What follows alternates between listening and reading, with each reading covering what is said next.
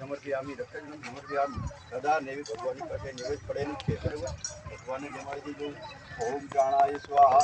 ओम पानाय स्वाहा ओम ध्यानाय स्वाहा ओम ध्यानाय स्वाहा ओम समानाय स्वाहा एक चमची पानी की दीजिए मुझे पानी समर्पयामि परिवार की भगवान के मार्ग ओम प्राणाय स्वाहा पानाय स्वाहा उदानाय स्वाहा ध्यानाय स्वाहा समानाय કઢાઈ લીધું ના હોય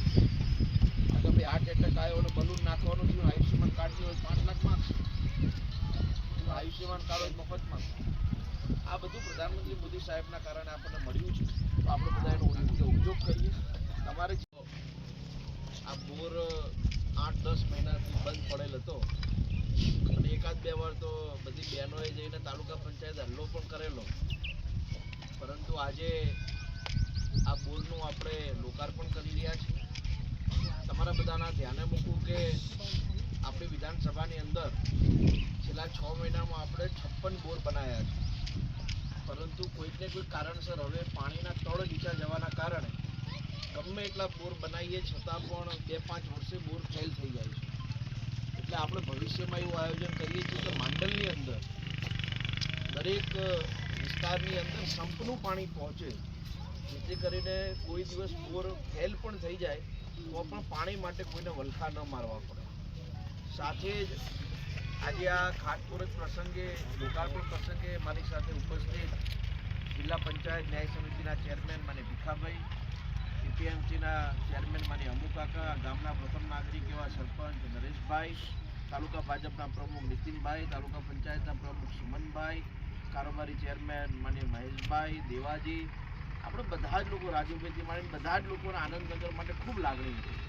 અને આજે આ નાની વસ્તુ એ પણ છતાંય નરેશભાઈની ઈચ્છા હતી કે હાર્દિકભાઈ તમે આવો તમારા હાથે લોકાર્પણ કરાવીએ અને આજે તમારા બધાના ધ્યાને એ વાત મૂકું કે માંડલની અંદર ઘણું બધું સારું થાય એવું આપણે કરવું છે જેમાં તમારા બધાનો સાથ સહયોગ માંડલમાં રોડ રસ્તા સારા બને દરેક બજારોમાં બ્લોક બને હમણાં જ અમે આવનારા ટૂંક સમયમાં માંડલની અંદર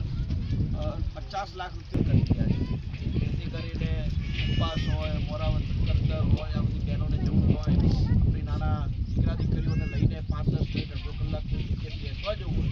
તો અમે એવું આયોજન કરી કે 50 લાખના ખર્ચે ગામમાં એક ગાર્ડન પણ બને એમાં તમારા બધાને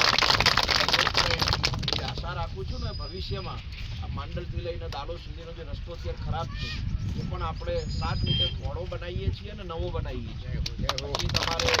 માંડલથી વરમોડનો રસ્તો હોય માંડલથી ભીજવાડાનો રસ્તો હોય બધા જ રસ્તા નવા બનશે પણ આ બધું ત્યારે થાય જ્યારે તમારા બધાનો સહયોગ થયો બાકી એકલા હાથે કાંઈ થાય આજે માનો કે તમે બોર બનાવ્યો આનું લોકાર્પણ આપણે આ બધા સાથે જોડાયેલા લોકો એટલે મારી બધાને વિનંતી છે કે આ વસ્તુ સચવાય એની જવાબદારી તમે બધા રાખજો 7 કરોડ રૂપિયાના ખર્ચે તમારા માંડલની અંદર હોસ્પિટલ બનાવી 7 કરોડ એનું પણ ખાતમુહૂર્ત લગભગ આ 1.5-2 મહિનામાં અમે કરવાના છીએ એટલે તમારે કોઈ નાની મોટી બીમારી હોય તમને ખબર હોય 17 કરોડના ખર્ચે કોલેજ બને આ દીકરા દીકરીઓ ભણી ગણીને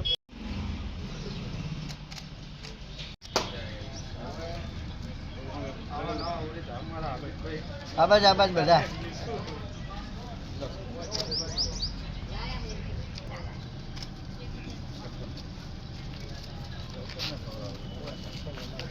આજે જે કાર્યક્રમ માંડલમાં યોજાયો છે તો આપ સાહેબ શ્રી કહેશો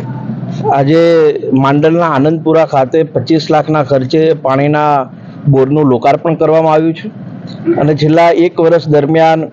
જે 38 લાખ રૂપિયાની મારી અને ડીએમએફ ફંડની ગ્રાન્ટો